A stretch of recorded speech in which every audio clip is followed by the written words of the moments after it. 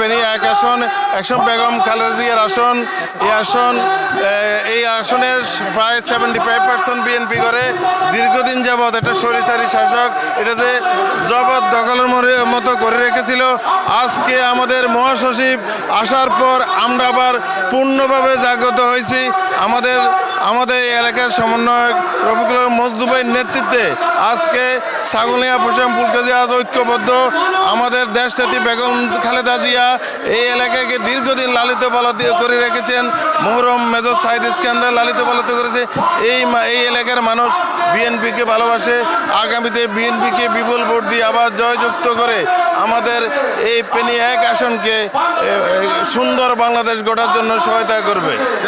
আমরা আশা করব দেশকে পুনর্গঠন করে নতুনভাবে সাজিয়ে যারা কাউকে নিরপেক্ষভাবে এই দেশ পরিচালনা করে এদেশের জনগণ তাদের কাছে আশাবাদ করে। এখনো আমরা দেখতেছি অনেক উপদেষ্টা আমাদেরকে সন্দেহ পোষণ হচ্ছে ওই স্বৈরাচারীকে হাতকে শক্তিশালী করার জন্য তারা নির্বাচনকে পায়তারা করতেছে। আমরা চাই অনতি বিলম্বে এই সরকারের অধীনে একটা নির্বাচন দেওয়া হোক এবং নিরপেক্ষভাবে নির্বাচন দেওয়া হলে দেশের জনগণ তাদের আশার প্রতিফলন ঘটবে।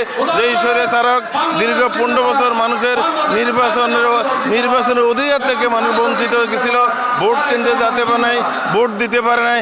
আজকের সরকার কাছে আমরা আশাবাদ করব অনতি বিলম্বে নির্বাচনের দাবি করছি।